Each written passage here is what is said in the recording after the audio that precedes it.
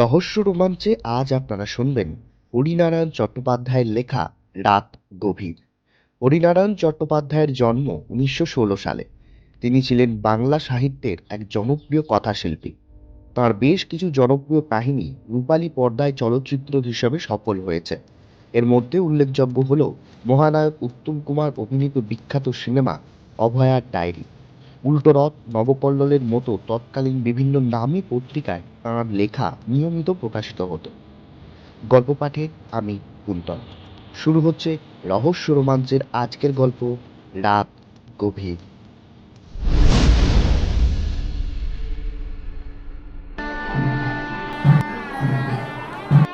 দোষটা আমারই।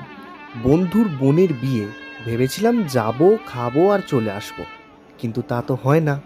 সবে গরম কফিতে একটু চুমুক দিয়েছি, আড্ডা শুরু হয়েছে, এমন সময় হন্ততন্ত হয়ে আমার বন্ধু এসে হাজির। গাইস, একটা চাপ হয়েছে। চাপ মানে? কি হলো আবার? কি হলো রে? বর পালিয়েছে নাকি? এই শোন, আমি কিন্তু তোর বোনকে বিয়ে করতে পারবো না, হ্যাঁ, আগে থেকে বলে দিলাম। এই শোন, আজে বাজে বকিস না তো, সত্যিই চাপে পড়েছি, তোদের হেল্প দরকার। আরে কি হয়েছে সেটা তো বল।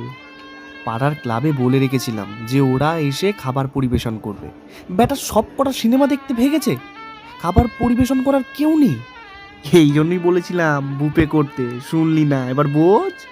আরে যা হওয়ার সে তো হয়ে গেছে, এখন এসব কথা বলার কোনো মানে হয়? এ শোন, তুই চিন্তা করিস না, আমরা ঠিক সামলে নেব। এই বলে সবাই মিলে কোমর বেঁধে লেগে গেলাম কাজে। আগামী ঘন্টা চারেক এদিকে পম্পা বৌদির ফিশ ফ্রাই, ওদিকে কল্লোল কাকুর চর্বিওয়ালা মাংসের পিস, ওর বাচ্চার রসগোল্লা, ওর দাদুর আলু ভাজা, এসব সামলাতে সামলাতে কখন যে রাত 1টা বেজে গিয়েছিল খেয়ালই ছিল না। এতক্ষণ ধরে লাগাতার খাবার ঘাটার পরে নিজের আর বিশেষ খাবার ইচ্ছা ছিল না। সামান্য দই আর মিষ্টি খেয়েই বেরিয়ে পড়লাম। বাড়ি আমায় একাই ফিরতে হবে, কারণ আমি ছাড়া আর কেউই ওই সাউথে যাচ্ছে না। আমার বন্ধু আমায় বারবার থেকে যেতে বলল, কিন্তু পরের দিন সকালে অফিসে যেতে হবে, তাই ট্যাক্সি ধরে বেরিয়ে যাব বলে বেরিয়ে পড়লাম। কিন্তু বড় রাস্তায় বেরিয়ে দেখি কোথায় ট্যাক্সি, এমনকি অ্যাপ ক্যাবও ধারে কাছে নেই একটাও। ইনফ্যাক্ট গাড়ি ঘোড়া জনমানব কিছুই নেই। রাস্তা একেবারে শুনশান।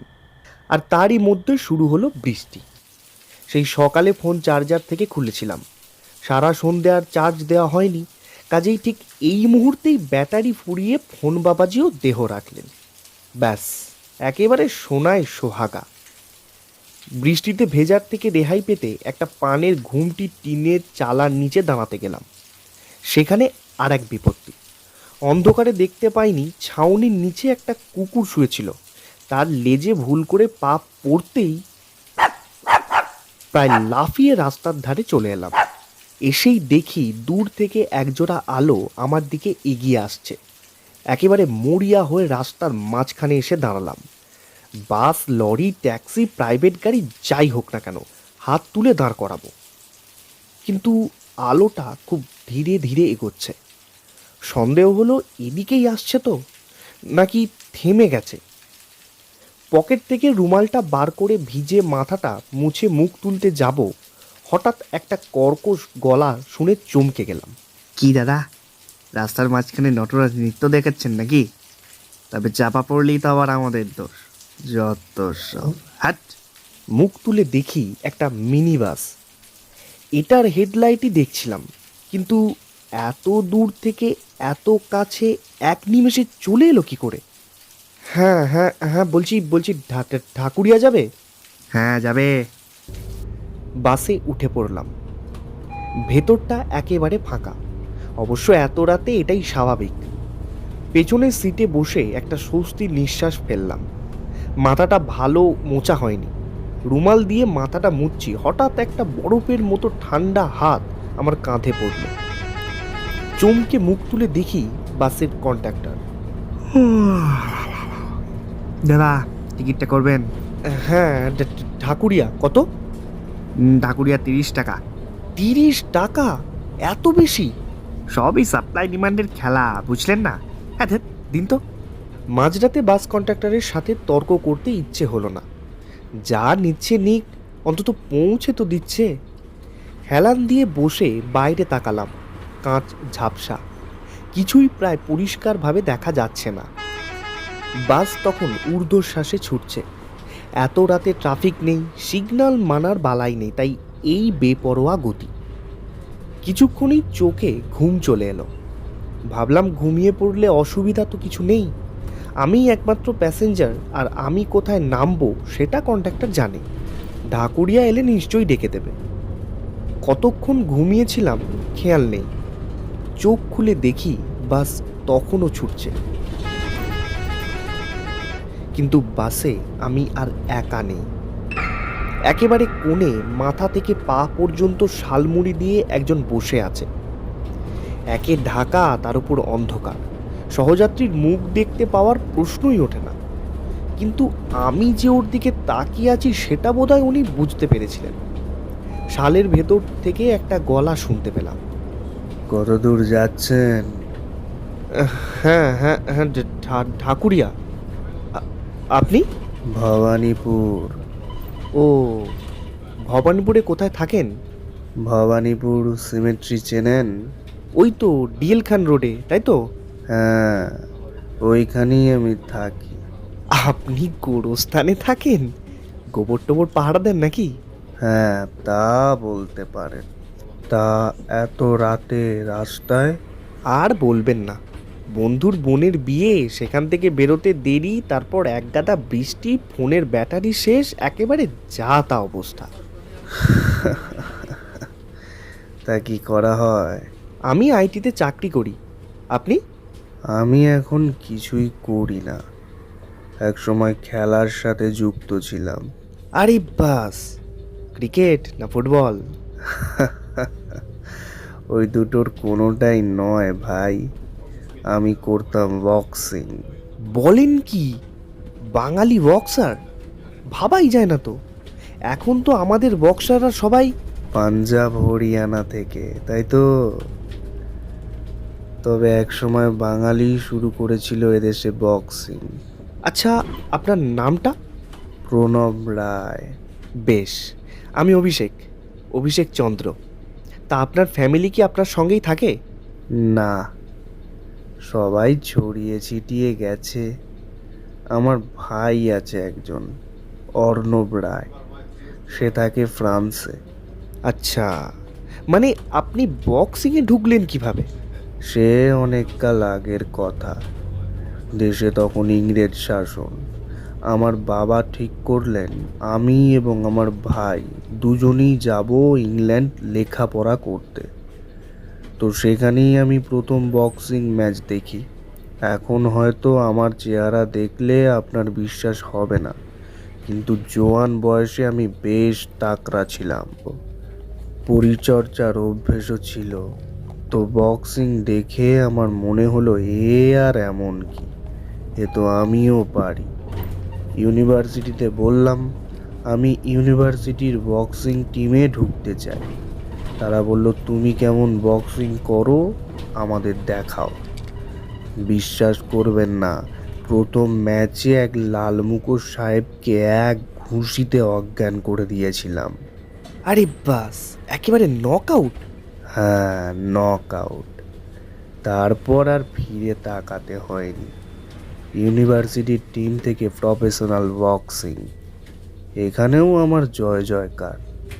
একজন ভারতীয় সাহেবদের দেশে সাহেবদের পিটিয়ে ছাতু করে দিচ্ছে, এই দেখতেই ভিড় একেবারে উপচে পড়তো। আর আমার কেরিয়ারের 95% ফাইট জিতেছি আমি নক আউটে। সাহেবরা আমাকে একটা নাম দিয়েছিল, কি? হ্যারিকেন রয়। কি যেন একটা মনে পড়ে গেল এই নামটা শুনে। অনেক দিন আগে স্কুলে পড়া দুই ভাই, একজন বক্সার আর একজন দ্বিতীয় বিশ্বযুদ্ধের প্রথম ভারতীয় ফ্লাইং এস। একজন একজন মারা গেছেন যুদ্ধে ফ্রান্সে, আর আর অন্যজনের কবর কলকাতার ভবানীপুর সিমেট্রিতে।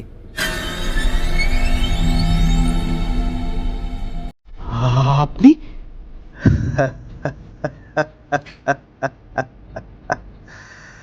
আমায় চিনতে পেরেছেন তাহলে? আমার হাত পা ঠান্ডা, কেমন অবশ হয়ে আসছে।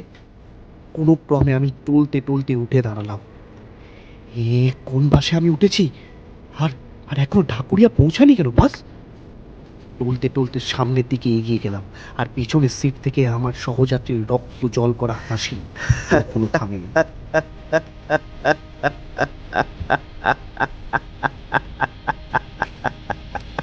কিন্তু কিন্তু কন্ডাক্টর কোথায়? Conductor, conductor! সে কি তবে চলন্ত বাস থেকে নেমে গেছে? যাই হোক, কন্ডাক্টর থাকুক বা না থাকুক, বাস থেকে আমি নামবো। ড্রাইভারকে বলে বাস থামিয়ে আমি নামবো। ড্রাইভারের দিকে এগিয়ে গেলাম। বাস তখনও ঝড়ের বেগে ছুটছে, কিন্তু ড্রাইভার কিছু বলার আগেই আমার চোখে পড়ল তার একটা হাত স্টিয়ারিংয়ের ওপর রাখা রয়েছে। সেই হাতে মাংস চামড়া কিছুই নেই, শুধু হাড়। আমি যে তার পিছনে দাঁড়িয়ে আছি, ড্রাইভার সেটা যেন বুঝতে পেরে ঘুরে আমার দিকে তাকালো। মাথায় একটা গামছা জড়ানো, কিন্তু মাথা কোথায়? এ যে শুধু খুলি। কালো অন্ধকার দুটো কোটরের মধ্যে ভাঁটার মতো জ্বলছে লাল গোলা। আপনি? খানদানি ব্রহ্মদৈত্যী, মরেছিও ব্রাহ্মণের হাতে। ড্রাইভার তার হাত জামার ভেতর ঢুকিয়ে একটা পন্তি টেনে বার করলেন। বাস থামান, বাস থামান! আমি নামবো, আমি নামবো, বাস থামান! আহ, বললি কি থামানো যায় নাকি? কন্ডাক্টর ঘন্টা না বাজালে আমি বাস থামাতে পারবো না। কিন্তু কন্ডাক্টর! লেগেছে? ওই পিঁচিগুলোর কথা আর বলবেন না। ওদের সাথে কাজ করাই ঝক না। ও দাদা, ও ও লাঠি বাড়াচ্ছেন কেন? টিকিট হয়েছে? কন্ডাক্টরের গলা শুনে পিছনে ফিরে তাকালাম, কিন্তু কোথায় কন্ডাক্টর? তার জামা প্যান্ট জুতো সব রয়েছে, কিন্তু মানুষটার কোনো চিহ্ন নেই। কোথায় ছিলেন এতক্ষণ? হ্যাঁ, কোথায় আর থাকবো, সিটের নিচে ঘুমাচ্ছিলাম। তা আপনাকে কি বলছিল ভৈরব ভট্টাচ? ভৈরব ভট্টাচার্যকে? কে আবার? ওই যে বাস চালাচ্ছে। লোক দেখলেই পইতে বের করে ভয় দেয়। আজকাল আর পইতে ফইতের কোনো দাম আছে নাকি? ও শালার জন্যই আমার এই অবস্থা। আমি আতঙ্কে হিম হয়ে দাঁড়িয়ে রইলাম। কন্ডাক্টর বলে চলল, স্টিয়ারিং ধরলে শালার আর জ্ঞান থাকে না। মিনি বাস চালাচ্ছে না প্লেন চালাচ্ছে ভুলে যায়। কতবার শালাকে সাবধান করেছি, কে শোনে কার কথা? 5 বছরের বাচ্চা হাতে মুড়ি ঠোঙা নিয়ে রাস্তা পার হচ্ছিল, চাপা দিয়ে দিল। ব্যাস, শুরু হয়ে গেল ইট বৃষ্টি। লোকজন ঘিরে ফেললো একেবারে। এমন সময় চায়ের দোকান থেকে একটা বামুন বেরিয়ে এলো, হাতে লোহার রড মারলো শালা ভৈরবের মাথায়। আর শব্দটিও করতে হলো না বাচাদনকে। স্টিয়ারিংয়ের ওপর একদম পুরো ফ্ল্যাট। আমি জানলা দিয়ে পালানোর চেষ্টা করেছিলাম, ইট এসে পড়লো আমার চোয়ালে। ব্যাস, সেই থেকে এই অবস্থা। ভৈরব মরেছে বামুনের হাতে, তাই নিজে ব্রহ্মদত্তি, আর আমি। এই গোপে, একদম মিছে কথা বলবি না। তুই তো বলিসলিস রাস্তা ফাঁকা আছে, জোরে চালাও, বলিসনি? ও, আমি বলেছিলাম তাই না? তা তোমার অমন বড় দুটো ড্যাব ড্যাবের চোখ দেখতে পেলো না একটা বাচ্চা ছেলে রাস্তা পার হচ্ছে? সর্বনাশ! ভৈরব ভট্টাচার্য স্টিয়ারিং ছেড়ে উঠে দাঁড়িয়ে বাসের ভেতরের দিকে এগোচ্ছে। আজ শালা তোর একদিন কি আমার একদিনে একবার ইটের ঘায়ে কাবার হয়েছিস, এবার আমার হাতে মরবি। আয় শালা আয়, হয়ে যাক। দাদা বলে এতদিন কিছু বলিনি, ঠিক আছে? আমি মানুষ নই যে মুখ বুজে সব সহ্য করব। দেখ এবার কার হাড়ে কত শক্তি। কন্ট্রাক্টর নিজের ব্যাগ মাটিতে ছুঁড়ে ফেলে লাফিয়ে পড়ল ভৈরব ভট্টাচার্যের ওপর। মেরে শালার থোবরা ছাড়িয়ে দেব। এ কি? বাসে এরা কারা? চারিদিকে ভৌতিক কণ্ঠস্বর, হাড়ের খটাখট শব্দ। স্টিয়ারিংয়ে কেউ নেই, অথচ বাস ছুটে চলেছে। একবার ধাক্কা লাগলে মিনিবাস চুরমার, সঙ্গে আমিও। বাসের চারিদিকে তাকিয়ে আমি আটকে উঠলাম। একেবারে সামনের সিটে তপন হালদারের দাদামশাই। মাস তিনেক আগে বাজার থেকে ফেরার সময় যিনি বাসের চাকার নিচে একেবারে থেঁতলে গেছিলেন। তার পিছনের লোকটিও আমার খুব চেনা, আমাদের অফিসের পিয়ন। চলন্ত বাস থেকে নামতে গিয়ে চাপা পড়েছিল। আরও একজনকে চিনতে পারলাম, আমাদের কাজের লোকের 7 বছরের ছেলে রতন। সেও মারা গেছে বাস চাপা পড়ে। এদিকে বাসের বিকট শব্দে এবং হাড়ের খটাখট শব্দে কানে তালা ধরার জোগাড়। হঠাৎ প্রচণ্ড একটা শব্দ, মনে হলো মিনি বাসটা কেউ তুলে এক হাতে আছাড় মারলো। সে সঙ্গে খোলা দরজা দিয়ে আমি ছিটকে বাইরে পড়ে গেলাম। আর তারপর চারিদিকের অন্ধকার যেন আমায় গ্রাস করলো। কতক্ষণ অজ্ঞান হয়ে পড়েছিলাম জানি না। জ্ঞান ফিরতে ব্যাঙের ডাক কানে আসতে বুঝলাম পুকুরের ধারে পড়ে আছি। কিন্তু দেহের কোথায় চোট লেগেছে বোঝার জন্য গায়ে হাত বোলাতে গিয়ে চমকে গেলাম।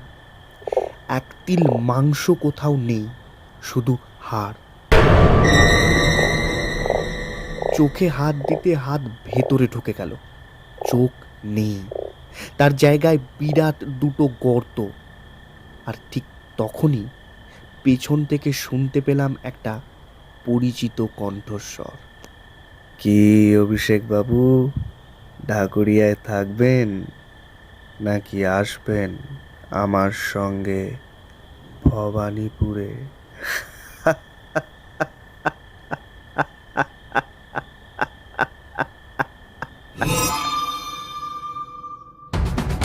আপনারা এতক্ষণ শুনছিলেন রাত গভীর। গল্প পাঠ ভালো লাগলে অবশ্যই লাইক, কমেন্ট এবং শেয়ার করবেন। এরকম আরও গল্প শুনতে আমাদের চ্যানেলটিকে অবশ্যই সাবস্ক্রাইব করে বেল আইকন ক্লিক করবেন। ততক্ষণ ভালো থাকবেন, সুস্থ থাকবেন। ধন্যবাদ।